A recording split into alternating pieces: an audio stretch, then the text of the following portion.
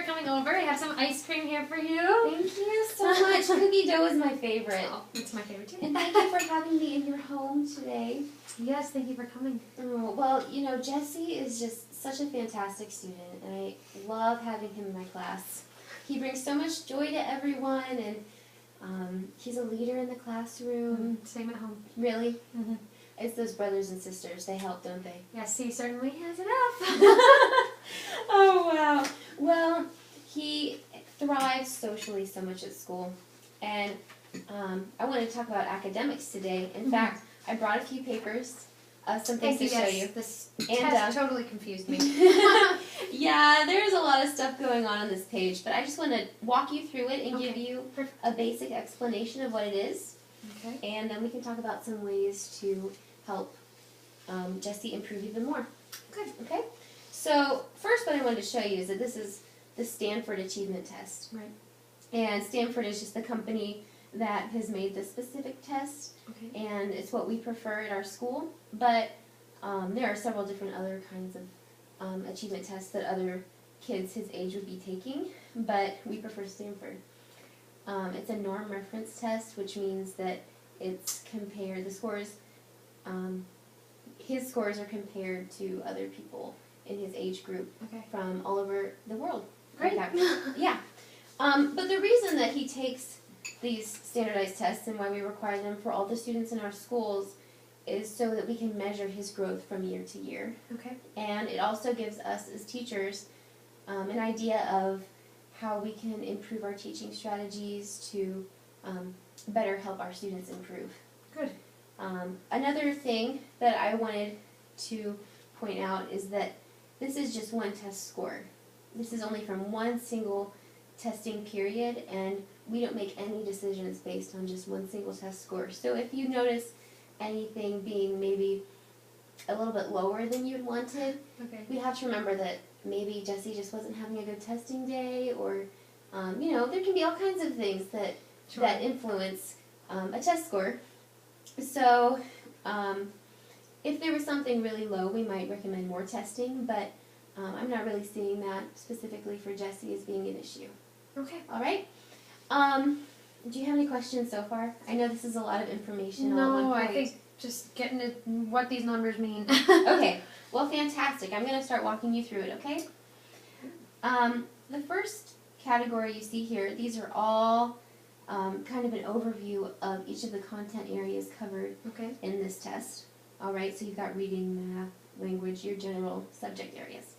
The next category is the number possible, which shows how many questions there were for each category on the test. Okay. And then the next category is the number correct, which shows what you would imagine the number correct.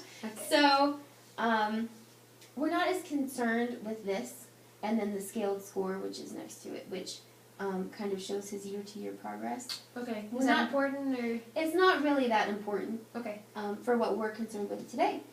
But it kind of gives you an idea of specifically what areas he didn't answer as well, but it's not that important for us. Okay. Not take your word for it. Yeah. We'll just look at this next category, which is the national percentile ranking. Mm-hmm. And what this is it kind of puts his scores up against everybody else's. So for instance, in total reading, he scored in the 65th percentile. Is that a 65%? Yeah, it's actually not a 65%. That means that he scored... Because that would be kind of disappointing. I know, 65% is kind of, would be kind of disappointing, you're right.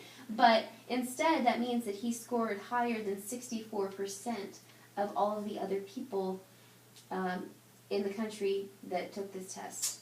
So being in the 65th percentile is actually very good. In fact, let me show you this. This is a bell curve. Okay. And what this is it kind of gives you a visual representation of where all these test scores would fall. Okay. For like everyone? For everyone, actually, in the country and maybe even in the world. And you see right here, between +1 and -1 is where it's the average range of where everyone would fall. And so, for instance, because Jesse scored in the 65th percentile, he is in the average range, in fact, but he's actually in the higher Oh, good. side of the average range for That's better. Yeah, I know it's a lot better than scoring a 65%, which he would never do in reading anyway, with a brain like his. Yes. Okay, so then the next category is the private percentile ranking, which puts his individual scores against others in the school, and you see that he actually scored in the 39th percentile in that area. Those aren't as good. They're not as good, but we're not as concerned with putting him against other people in his school as we are with the national percentile ranking. All right?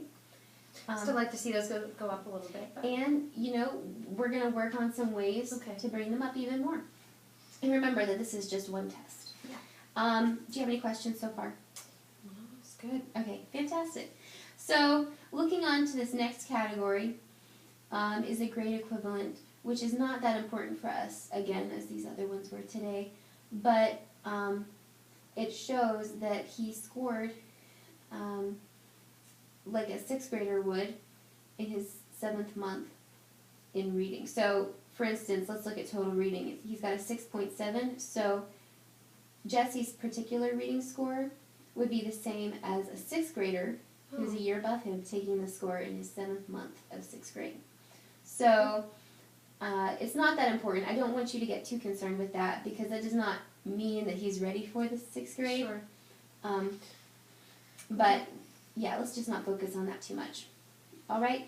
One other thing I wanted to bring up were with the national percentile ranking and the private percentile ranking, these scores on the other side of the dash. Okay. And these are called stay nines. Okay. Which is just another standard of measuring scores. And it goes from 1 to 9. And as you can see here on this bell curve, right below a 4 and right at the 7 is the standard range. So, because in total reading, Jesse scored at a 6, he's in the higher part, again, of the average range, which is fantastic. All right? Now these, is that to do with the bands here? Are they to do with that? It is, exactly. It's just giving you another visual representation. Okay, of so it's the his same national thing. percentile rankings. But it shows you where exactly he falls. I like this. I prefer this method better. Okay. Okay, so now I would like to talk to you about the Otis Lennon School Ability Test. Have you ever heard of it before? I have not. Yeah. It's kind of like an IQ test. It's a newer thing that they do now. Okay. But it's measuring in 2 different categories, verbal and nonverbal So this abilities. is different from the other. It's scored separately. Okay, separate test. Yes. Okay. And once again, we have the number possible with these questions and then the number that he got correct. But what we're most concerned with is his school ability index, which, as you can see, his total school ability index is 81. How does that fall? Right here, if you see on the bell curve, an 81 would be over here, which is actually, you're looking at these handwritten parts on the bell curve. It's actually slightly below average. Okay. The average range would be from 90 to 110. Oh, I'm sorry. Let me turn my phone off.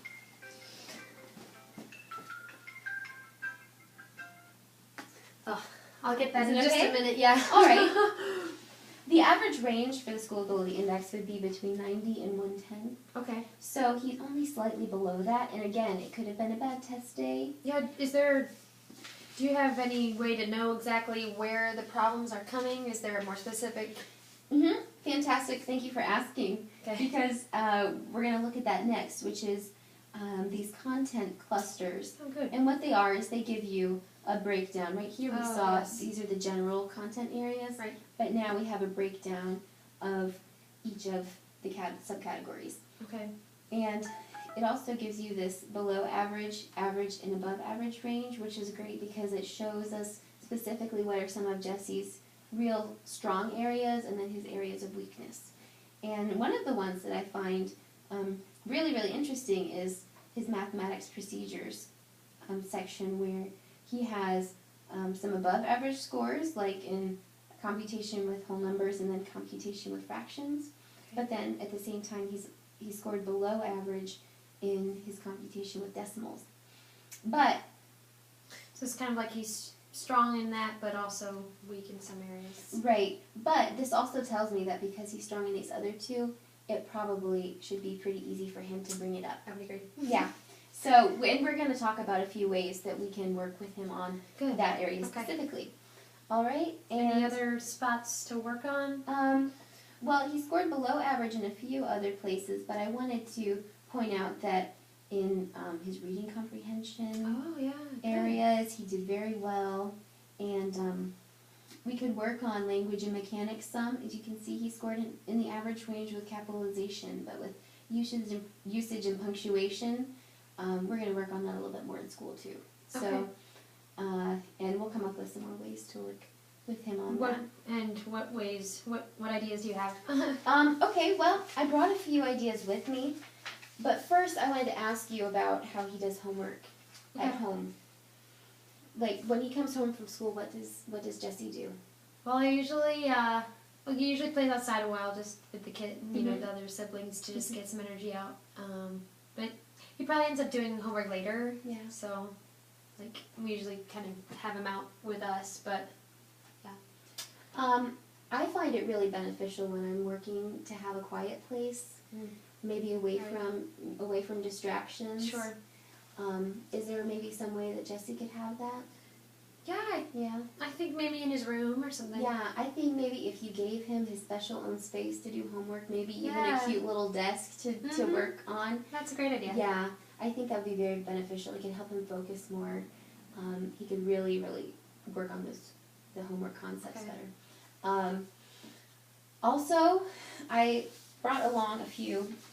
Well, let me see. First, I'd like to show you this portfolio that I had grabbed before I came when I was Okay. preparing for our meeting. Ooh, don't want to knock over the water. And as you can see, it's got some of his math tests in here, Yeah. and then some of his English worksheets. So if you wanted to look at those, Yes. Yeah, and there's see a how good he's one. going on them. Yeah. I really enjoyed looking at all of his work before I came to. Yeah. He's a character, that's for sure. But I will leave this for you to look at some more afterwards. Sure. Okay? Thank you. Uh-huh. Helping to see where it needs to go forward. Yeah. And then also I prepared this list of some really fun interactive websites. Oh, okay. Um, So, some for math, some for mechanics. Great. mhm. Perfect. And they're really fun because they've got games on them. Yeah. They have a lot of fun activities that will help reinforce those concepts he's learning in school. Yeah. And hopefully bring some of these grades back up. Yeah. And is there anything you can do at school to help Mm-hmm. improve some of this? Yeah, I have... Maybe we'll do as much as we can at home, but Right, I understand.